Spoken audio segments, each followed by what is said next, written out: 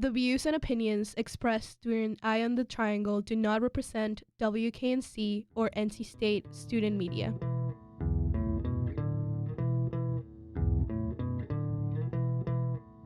Your dial is currently tuned to Eye on the Triangle on WKNC 88.1 FM HD1. Thanks for listening.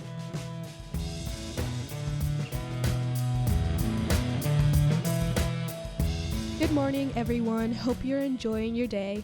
My name is Emilia Rivadeneira, host of Eye on the Triangle, and with further ado, let's get into some news.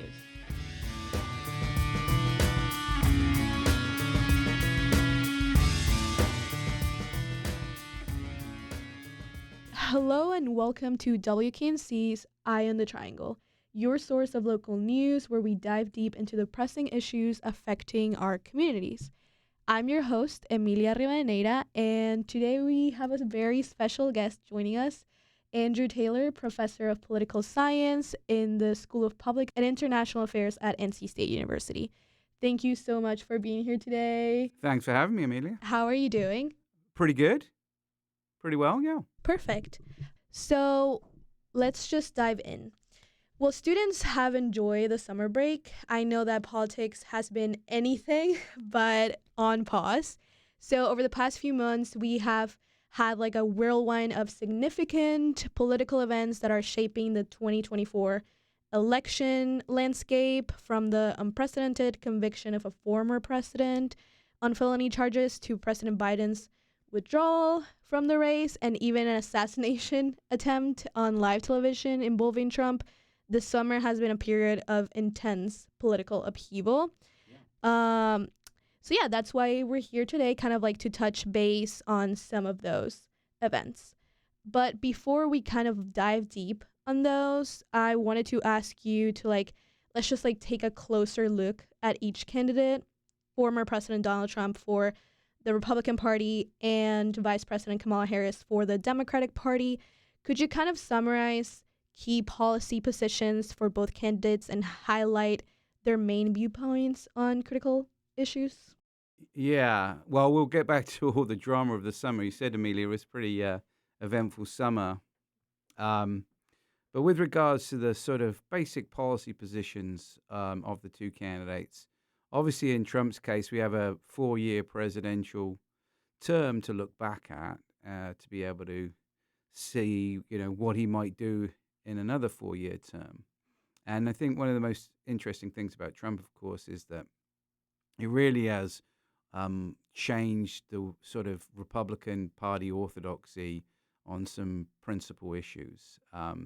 Here I'm sort of talking his substantive policy positions rather than his style. We'll talk a little bit about his style in a minute. But so the Republican Party had traditionally been, really up until the mid-1990s, very pro-immigration, and then sort of, a little bit wavering on it. But Trump has clearly turned the party into one that has been a kind of anti-immigration party. And interestingly enough, probably teased out more pro-immigration positions in the Democrats than we are used to from the Democratic Party. The Democratic Party actually used to be the party that was anti-immigration. And similarly on trade, the Republican Party had been a party of free trade.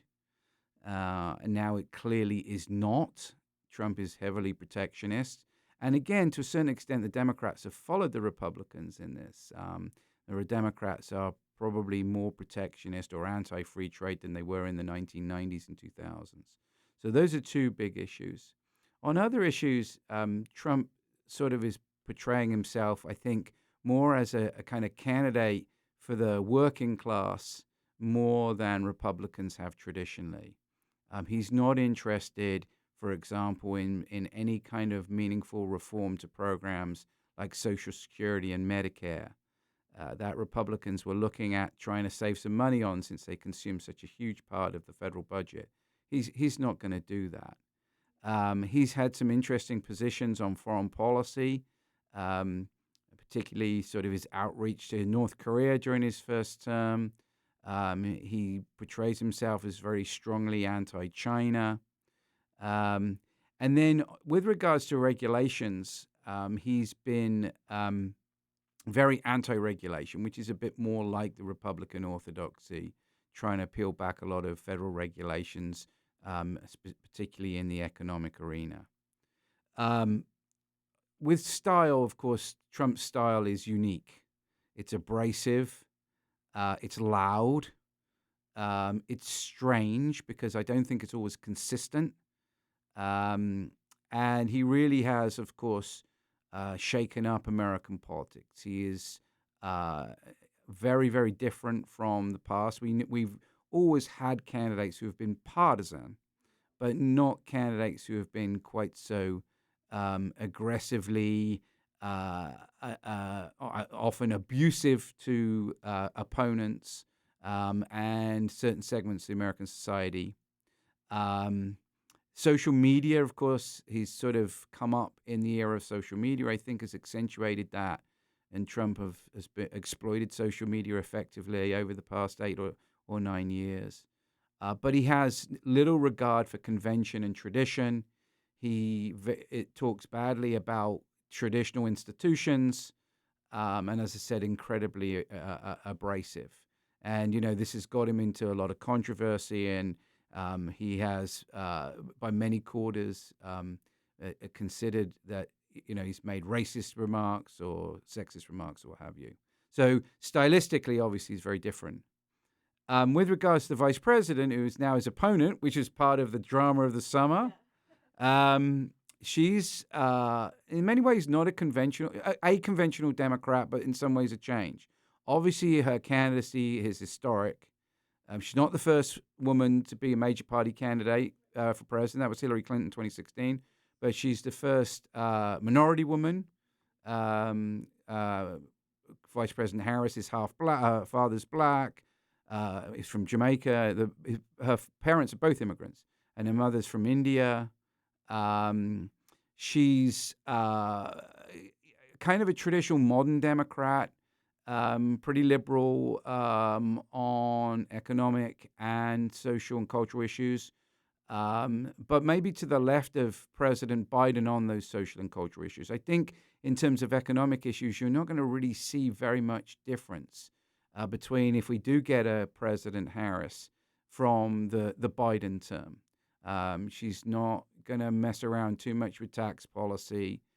She's going to push regulations, particularly in the area of the environment. She's going to try as much as possible to increase growth by helping out people towards the bottom end of the socioeconomic spectrum. And, there may be a variety of different ways to do that. But I think on the cultural issues, she'll probably put more of an emphasis on that. Some of that is purely because of who she is compared to Biden demographically, but I think some of it is her style. She's a prosecutor. When she was Attorney General in California, she was very interested in issues like the environment, like the rights of and interests of women and minorities, LGBT community, and that kind of stuff. And I think you might see an emphasis on that, a sort of more modern kind of Democrat than we think President Biden is. So I don't know if that was a nutshell. It's probably longer than that, but that's kind of where we are with those two candidates. Yeah, and that is kind of like the reason why I wanted to start like this, because I know that Harris is kind of like taking a cautious approach into like revealing a policy vision in her own. And so that's kind of like, I wanted to touch base on like that in a nutshell. Yeah. I mean, certainly cautious. Of course, we're recording this right before the beginning of the semester and right before the beginning of the Democratic National Convention, which starts on August 19th, same as first day of classes. And today, Vice President Harris has only been the presumptive nominee for 3 weeks, roughly. To date, she really hasn't done much media. She hasn't done really any interviews. I think that's strategically savvy. She does seem to have had a bounce, and her numbers are a bit better than President Biden's against former President Trump. And so, she's kept some of her cards close to her chest, which, as I said, I think that makes sense, and ride the wave. But she won't be able to do that for too long.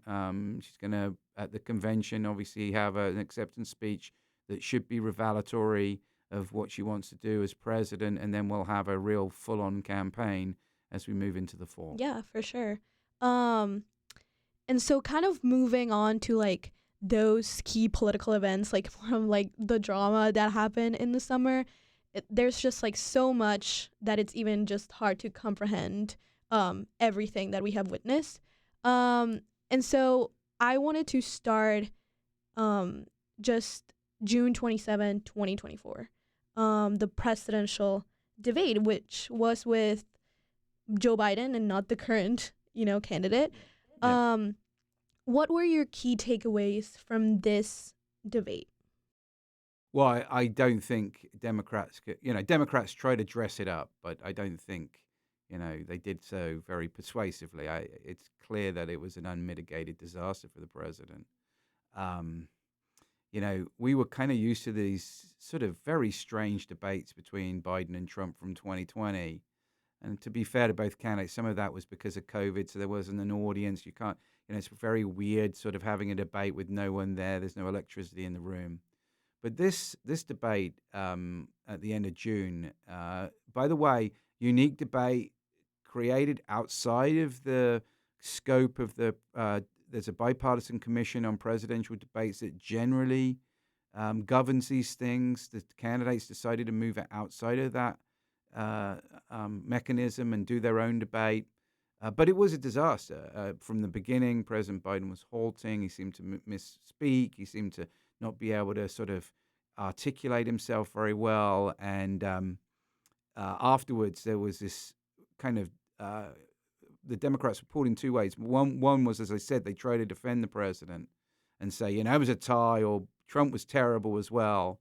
But then they also, many of them pounced on the Biden inner circle and said, you told us it was okay, and we were led to believe it was okay, and clearly this is demonstrative of the fact that it isn't. And that set into motion a roughly 3-week period where, this sounds like a mean analogy, but I said, he's dead man walking. I just didn't see how he could turn it around, and it was just a question of how the standing down would take place. I think Democratic royalty sort of decided, we've got to move on, but let's try to allow the president some dignity and some time and space to come to that decision on his own, which of course ultimately he did. And so, that was a incredibly powerful moment in recent American political history, because it's the first time it's happened, really, since 1968 when Lyndon Johnson stepped down. But that was earlier in the cycle, at the end of March. Here we were with a presidential candidate, sitting president, who had sewn up his party's nomination without question, deciding he didn't want it. Yeah, for sure. And kind of like in a subsequent question was that how did this debate kind of shape all of the events that happened afterwards? And like, was this a catalyst to Biden's withdrawal? Oh yeah, there's no doubt about it. I think the president and the inner circle, those around him, including members of the Biden family, particularly his wife, Jill Biden, who still believed that, one, he could do it. And I think by he could do it, not only win the election, but serve as an effective president for another 4 years afterwards. And secondly, that he was the best positioned Democrat. And in fact, maybe not by the time we got to the summer, certainly not after the debate, but in the winter and spring, when you saw those hypothetical head-to-heads between, Biden and Trump, and Harris and Trump, or some other Democrat and Trump, maybe Governor Gavin Newsom of California, for example, Biden did the best, and so it did make sense. But after that debate, it was completely changed. Now let's talk about the Trump's conviction, which came first, right? Yes. So I mean, it's hard to keep track, right? It's a crazy summer. Yeah. So sorry. Yes. Go ahead, Amelia. yeah, I was just gonna say that over the summer, kind of like to give a little bit of context to our audience. Trump was convicted in the first of 4 criminal trials he's facing Yeah. after the New York jury found him guilty of 34 felony counts of falsifying business records. Yeah. Um, so yeah, as a convicted felon, Trump is not prevented from continuing to campaign for president, right? Since the Constitution does not prohibit candidates from running for president, even if they are convicted of a crime. So, what are just general thoughts on this? Yeah, I mean, it seems to have been buried now with all the other things that have been going on. So this is unprecedented, both really, both for a former president and for a major party presidential nominee. So this, for the listeners, you sort of described the technicalities of the convictions, but of course has to do with the whole Stormy Daniels thing. So former President Trump had a relationship, sexual relationship. He denies it. She said it happened with a porn star, stage name Stormy Daniels, and then basically paid hush money to her really through an intermediary, but it was paid by Trump to kill the story, because although the relationship happened a while ago, she sort of said, during the 2016 campaign, this could be really useful, interesting information for the American public. And so he's found guilty of that. Interesting enough, not as initially a prosecutor was going after sort of campaign finance violation, but they said on this sort of New York law about falsifying business records, basically sort of saying, you're using money for purposes other than what you've reported. And it were 34 counts. I mean, the differences between some of the counts were minuscule, but that sounds like a lot, and it is a lot. But I mean, some of the difference. But it was interesting that it was all 34 counts that the jury found him guilty. And so initially, if you look at the polls, it didn't really have make too much of an effect. There were a lot of surveys done before this that said, if people who were kind of Trump would support Trump or lean Trump, if he's convicted of a felony, what do you think? There was this sort of sense that he might lose some of that support, but it wasn't really clear afterwards that was the case. And so this is part of the backdrop to the campaign, and it's historic. Yeah. And so has this legal outcome kind of like influenced Trump's base? I know that you kind of touch on that, but just in general, like his overall campaign strategy. Not at all, really. I mean, to a certain extent, it plays on this idea that he's a kind of victim, and the sort of the national establishment are out to get him, and this is consistent with this story. So it sort of helps to a large extent with that. Well, of course, we should also mention that the Supreme Court heard a case that effectively had to do with presidential immunity from prosecution, that the court has effectively said that presidents engaging in activities that are central to their core constitutional responsibilities are immune from prosecution. This doesn't really have a direct effect on the case we were just talking about, but you mentioned 4 criminal cases. There are 3 other criminal cases, which have been kind of, to a certain extent, I wouldn't say derailed, but certainly delayed by this Supreme Court ruling over the summer as well. And with that, Trump has said, I'm vindicated by certain things. I'm vindicated by the court's ruling, and these other charges are unfair and should be thrown away. So it's interesting. Regardless of the events, I think Trump has a story. They fit into a theory he has of politics, and those people who are particularly supportive of Trump, that only makes them say, well, see, I'm right. I should support Trump. And I'm glad that you mention or like bring up the Supreme Court ruling, because I know that in like the public perception, there has been a lot of like turmoil about the decision itself. Um, and so, how does this ruling change kind of the dynamics of the 2024 race, more specifically for President Trump? You touched a little bit on that, but Yeah, I mean, I don't know if it changed the dynamics of the race. I think it certainly has an effect on those other cases that you were talking about, particularly the January 6th case, the presidential records case, the classified documents case, I should say, is probably pretty dead anyway. You might remember that actually there was charges, or there was an independent counsel looking into President Biden's use of or misuse of classified documents, and that was the undertaken by a guy called Robert Hur, which really hurt Biden because Hur's report said, well, it was innocuous, him keeping those classified documents. It was just I'm not quoting this exactly correctly, but it was the actions of a sort of well-intentioned, sort of old, muddled man or something like that. mm-hmm. Um, but, if those decisions were done as president and are central to core constitutional duties, then according to the Supreme Court, there really isn't going to be a case there for President Trump or in future. But not really with regard, more with the cases, the legal cases than the campaign.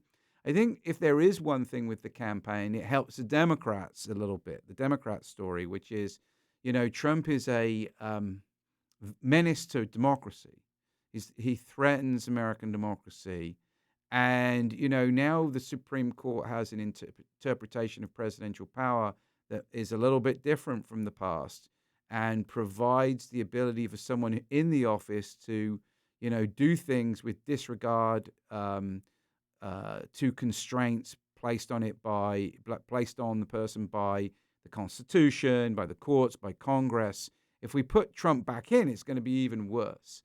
So, to a certain extent, as far as the campaign is concerned, rather than the legal cases we've been talking about, that might help the Democrats make that argument a bit better. Yeah. And now that we're on the topic of, former President Donald Trump, another major key event, July 13, 2024, former President Donald Trump was the target of an assassination attempt at a Pennsylvania rally. Yeah. So how the assassination attempt against Trump impacts the election in a broader sense? Yeah, again, I'm not sure. There was a little blip up in the poll afterwards. Historically, we've seen these kinds of things. I mean, the last serious of course, Trump isn't a sitting president, but he's a former president, major party presidential candidate. Perhaps the most recent close analog was the assassination attempt on President Reagan at the end of March in 1981. And Reagan's approval ratings went up there was a bit of a spike. And, there's this sort of expectation, sort of kind of a sympathy thing.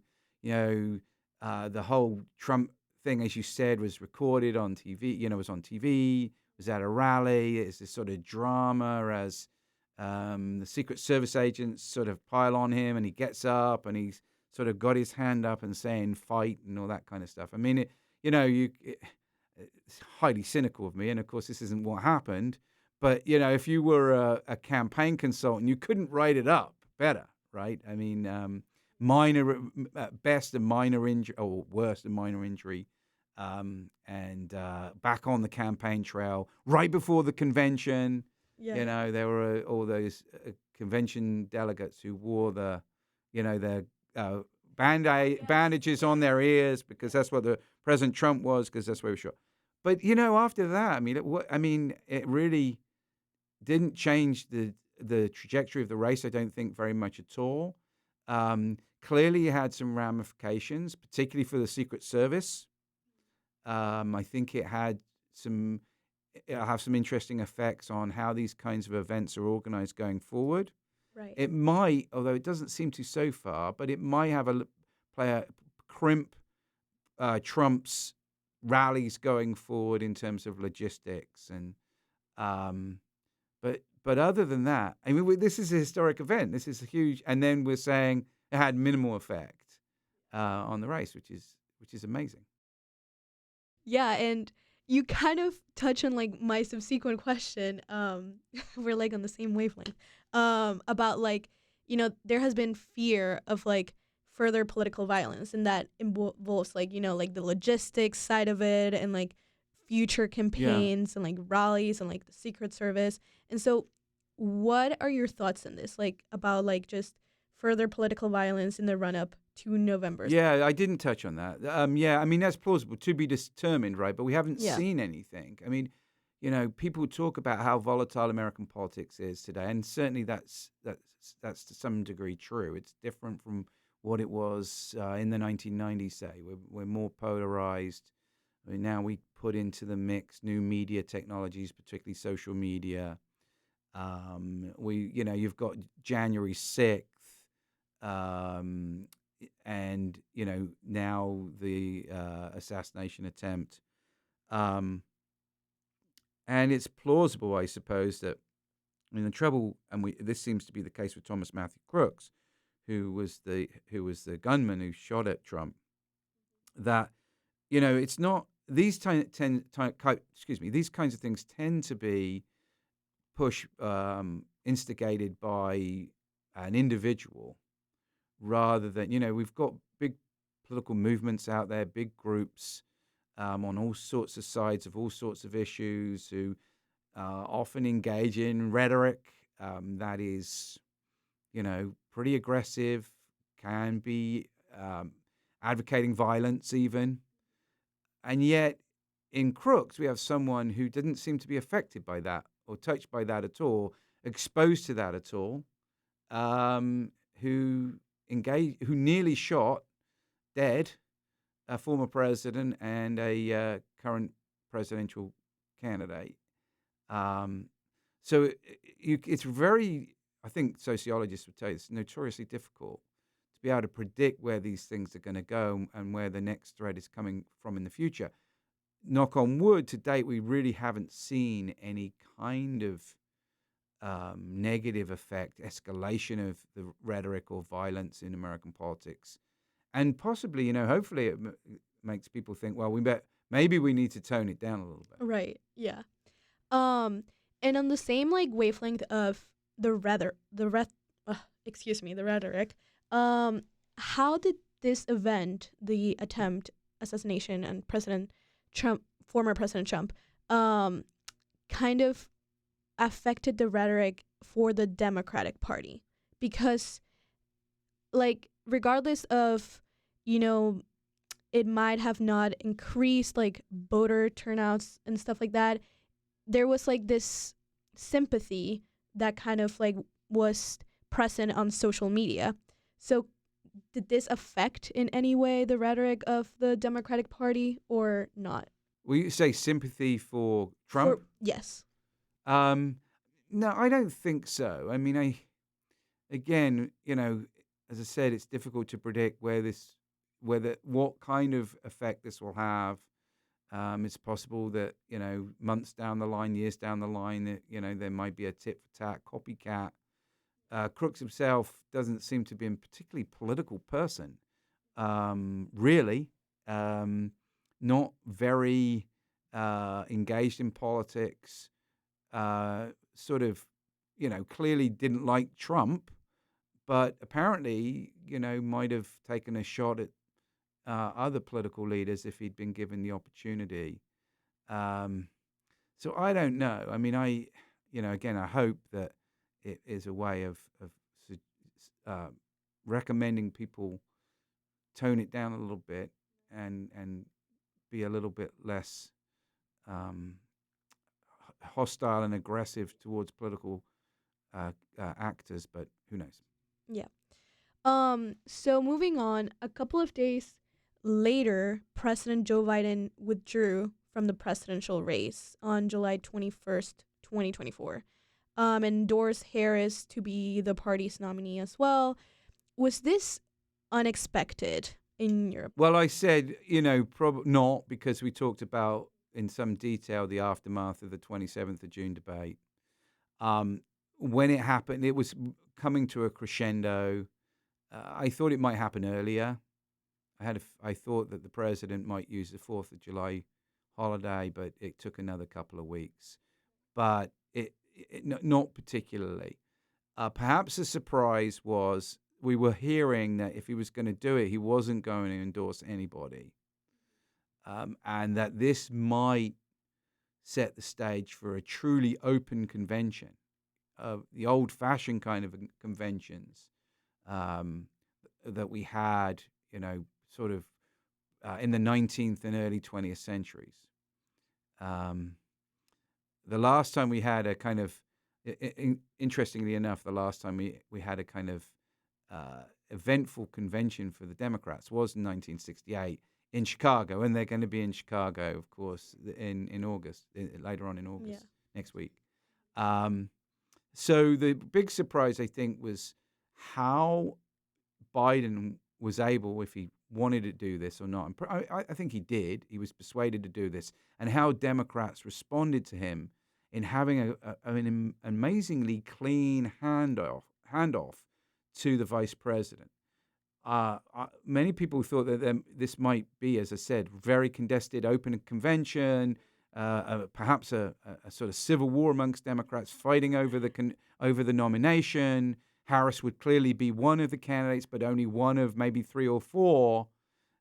And Biden said, "I want her," and Democrats said, a lot of them that right away said yes, and then the remainder who could have been a problem, including, for example, former President Barack Obama, fell in line a couple of days later. And she's already got the pledged votes of a majority of delegates. The delegates themselves. I mean, Biden said go to Harris, and they all said yes. Well, most of them have said yes. Enough of them have said yes. That, to me, is as much of a surprise as anything else. I mean, it's clearly a nomination worth winning. Whoever the Democrat was going to be has a really good chance in November, worth fighting for. And it was Harris without any real debate. Um, and so like after President Biden withdrew from the race, so I was just gonna ask, how is how is Vice President Kamala Harris positioning herself? Um, kind of like more about the indications of a shift in her campaign strategy of or policy focus. Yeah, so we talked at the beginning of the conversation about, what Trump's policy positions were, what Yeah. hers Hmm. hers were. One thing she has done is she's tried to step back a little bit from some things that she's done, and particularly things she said during the 2020 presidential primary. We might remember that she was a candidate herself in the 2020 primaries, and she at the beginning of that, many people thought she was going to be pretty strong and would put her name amongst 2 or 3 favorites, including, of course, Joe Biden himself. And she really didn't perform very well. And during those debates, and by her actions in the United States Senate, particularly in sponsoring or co-sponsoring legislation, she's come out in favor of things such as the Green New Deal, which is a piece of legislation pushed by progressives, which is basically, we need to spend all this money on green technology. It's more than that, but that's a central feature of it. We need to have a federal government guarantee that everyone has a job, and it's going to be very, very expensive. But this is important. We can do this. We can pay for it by increasing taxes, particularly on rich Americans, etc. And she's backed away from that. She's backed away from some stuff that she said during 2020, during all of the protests and the fighting over George Floyd, where she was a fairly vocal advocate for this kind of defund the police position. Some of that was actually she was trying to kind of move to her left because amongst many progressives, she had a reputation. She was a prosecutor, and so she kind of was distrusted by a lot of people. For example, in the Black Lives Matter movement, and then she moved to the left to placate them. But now she's got to, because it's a minority position in American politics, she's got to try to um, move back to the center on that particular issue. So she's working, I think, hard to do that.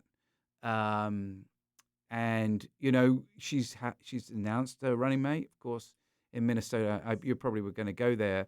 And Minnesota Governor Tim Walz. Of course, we didn't mention J.D. Vance, senator from Ohio, who President Trump has put on his ticket.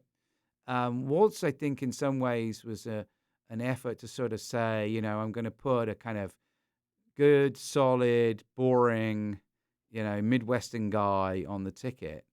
Although Walz is, in some of his positions, particularly as governor of Minnesota, not so much when he was in the U.S. House of Representatives, because the district he represented was fairly conservative or moderate, but the state of Minnesota is further to the left than his district. And as the governor of Minnesota, he has taken some fairly progressive positions on issues. But I think stylistically, at least, he was put there to sort of say, Kamala Harris is, pretty liberal, but, she can't be that liberal if Tim Walz is on the ticket with her. Yeah.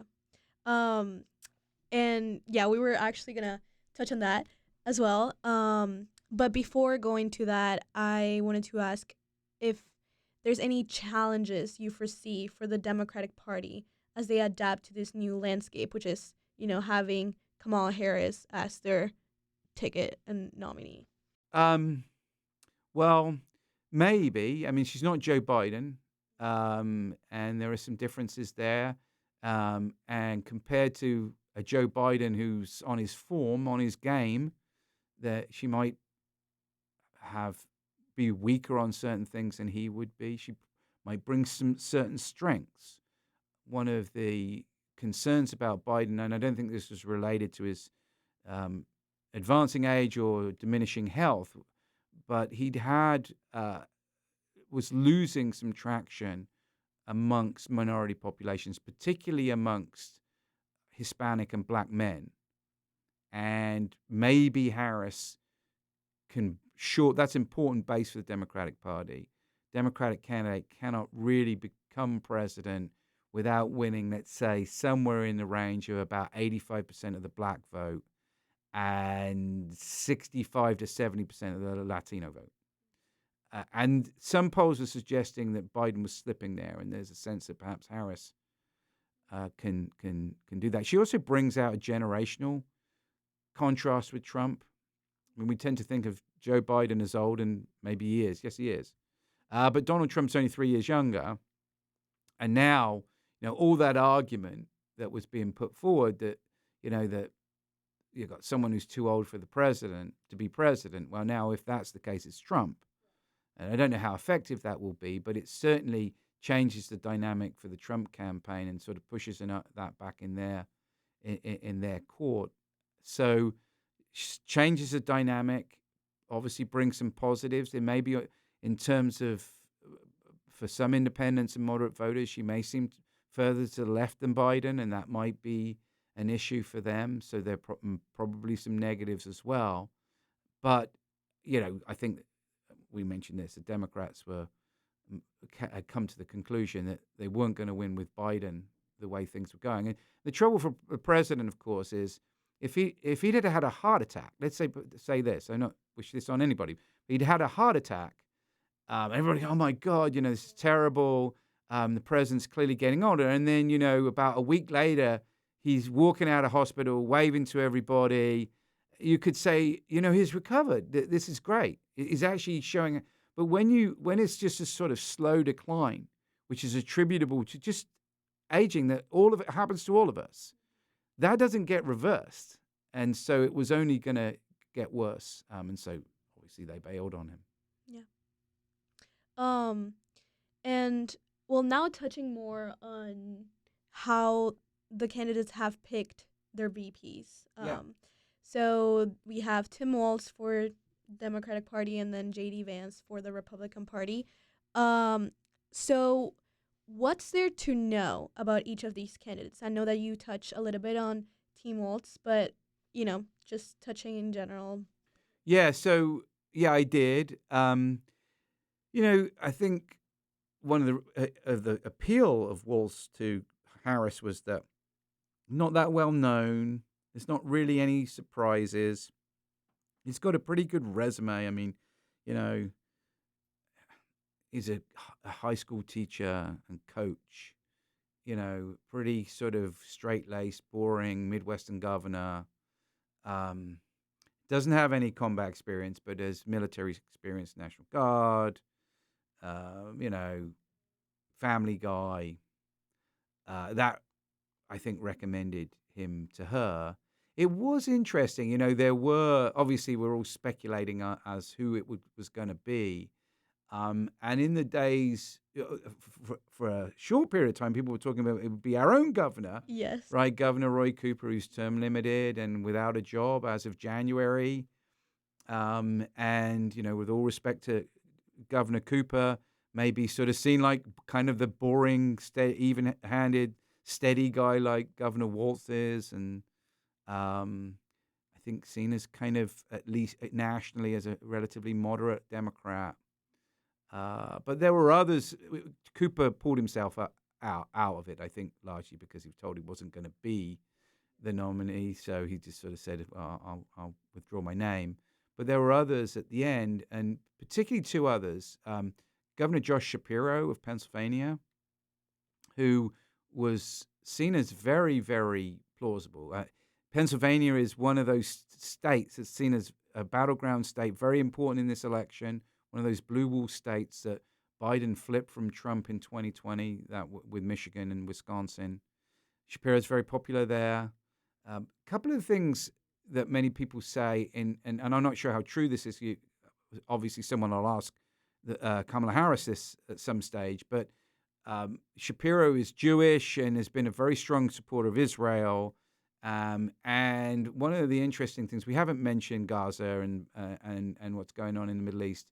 That's sort of a kind of dividing line amongst Democrats at the moment, and is something that obviously the vice president's going to have to deal with on the campaign trail once she really gets in the heat of it. And some people argue that Shapiro, because of his positions, was kind of pushed out, or not pushed out, he never was in, but came second or third as a result of that. And it would have, he might have been in if he'd just been someone else who was a governor of Pennsylvania. And then a senator from Arizona called Mark Kelly, who I thought was probably would have been a pretty good pick. Arizona, of course, is seen as very close and as one of those states that Biden was able to win very narrowly in 2020. And Kelly has a pretty good personal story. He's a senator. He's an astronaut. His wife is Gabby Giffords, who was shot. People might remember. Students don't remember. This is 2011. She was a congresswoman at one of her events, and has been a strong proponent of gun control, and that might have been an interesting issue to play on. But ultimately, it was Governor Tim Walz of Minnesota. And then former President Trump picked J.D. Vance, who's a senator from Ohio, new senator from Ohio. Vance is a very interesting character. He's young. I don't even think he's 40. I think he's 39. He rose to prominence, wrote a book called Hillbilly Elegy, which is about his sort of blue-collar background in Appalachia. Really smart kid in poor circumstances with a broken family who sort of makes good. Had been in the Marines, in the military, and he's got a sort of good story as well, rags to riches, and is become pretty Trumpy. One of the interesting things about all the candidates, we mentioned several candidates that Vice President Harris was thinking about. From President Trump was thinking about not only people like J.D. Vance, but Senator Marco Rubio of Florida, Senator Tim Scott of South Carolina, there's a few others. But Vance has this problem as well of having said things about Trump in the past that are not very flattering. And so this has been a little bit uncomfortable for for him. I think it would have been uncomfortable for Rubio and Scott as well, because they'd done, and others, they'd said the same kind of things. Trump is terrible, and now, I'm big Trump. But Trump saw something in Vance as sort of he would be very loyal. And I don't know whether this is true or not, but some people have argued that Trump sees him as a sort of natural successor to the kind of Trump MAGA uh, legacy, whatever it would be, either after this election if Trump loses, or after the next presidential term should he win. Yeah. Um, and touching specifically on each, just, how we see them as a match, like Kamala Harris and Tim Walz Yeah. and former President Donald Trump and J.D. Vance. What does each VP candidate bring specifically, just like to each ticket, like to each, just like in that match? Yeah, I think I covered it a little bit. Obviously, the kind of thinking in American politics, and I teach this to students as well, that is that traditionally major party nominees have picked running mates not because they think that they can, be president should they be stricken or die without, missing a beat, or they would be very good bureaucrats or very good, at running some kind of organization or bureau or agency. They pick them purely, maybe that's an exaggeration, but largely to win the election.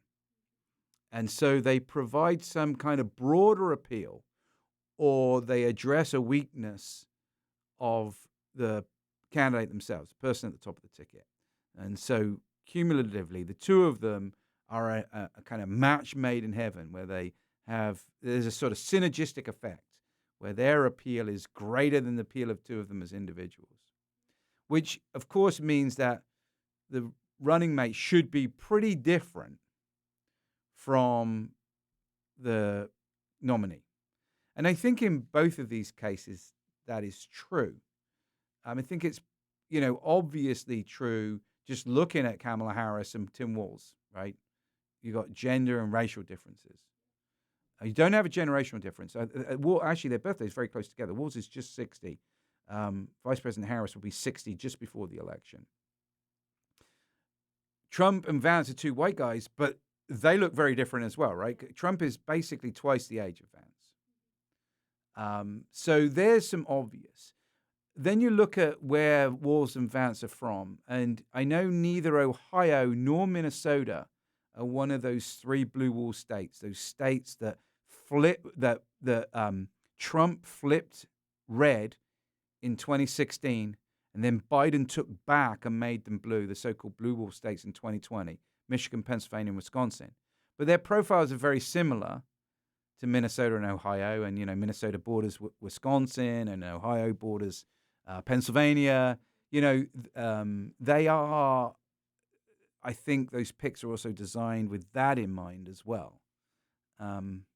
So, yes, and I don't think neither Harris nor Trump were thinking, although Harris did say, one of the arguments, we mentioned Josh Shapiro and Mark Kelly, for example.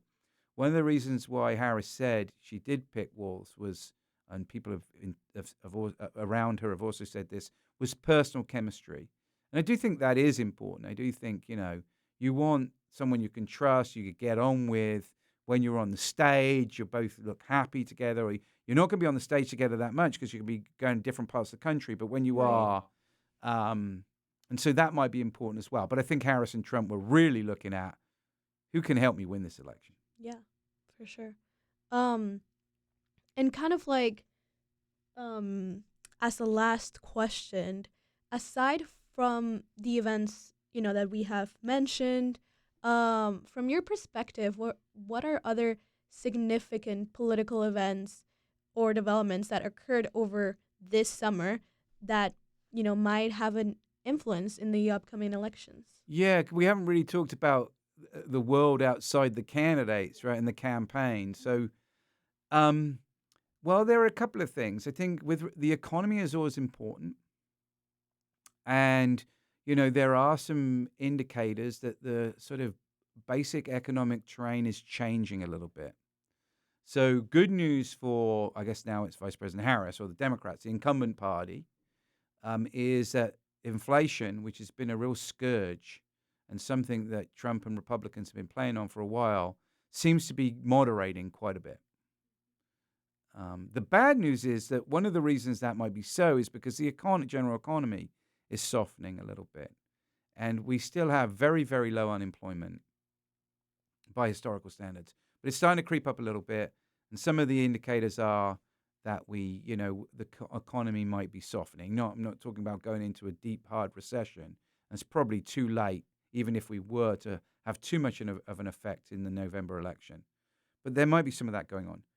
Then again, good news for the Democrats related to that is that the softening of the reduction in inflation it does seem as though it will convince the Federal Reserve that we can cut interest rates. And our interest rates, again, by historical standards, are sky high. But they're basically as high as they've been really since the early 1990s, mid-1990s. And that's had a crimp and it obviously affected people who want to buy houses and purchase large items like cars. So that's been going on. Foreign policy, the conflicts between Ukraine and Russia and in Gaza, Middle East, just kind of grind on. The general outlines of those haven't changed very much. We keep thinking we're on the verge of a ceasefire and some kind of short-term agreement between the Israelis and Hamas. We think we don't know where we are with Ukraine and Russia. Ukraine looks good sometimes, then it looks in trouble others, but that continues. China continues to be big and powerful. That's not changed very much over the summer. With regards to, 2 years ago, we had the Dobbs decision, which, with regards to abortion from the Supreme Court, that was huge.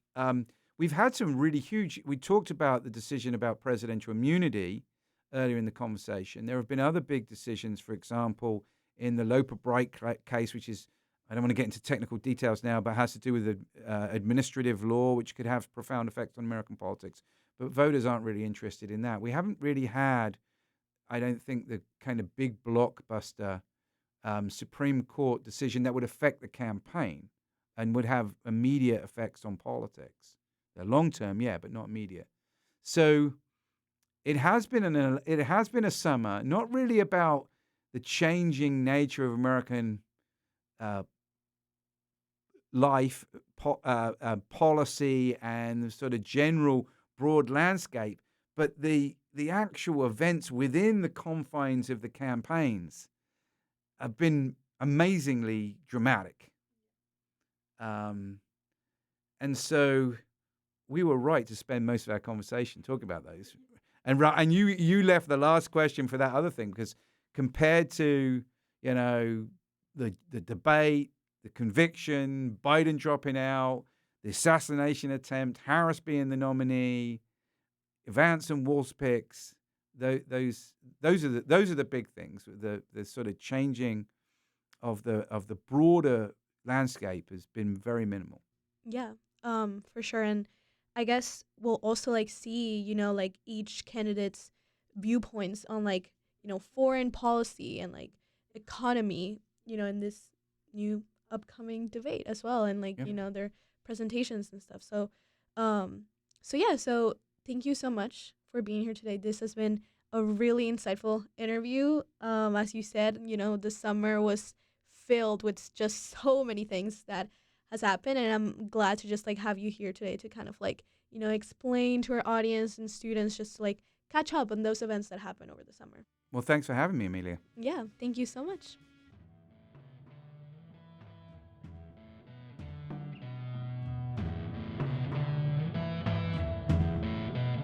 This has been your host, Emilia Rivadeneira. Thanks for listening to Eye on the Triangle. For back episodes of the show, go to wknc.org/podcasts. Music in today's episode is Krakatoa by Noah Stark, licensed under Creative Commons.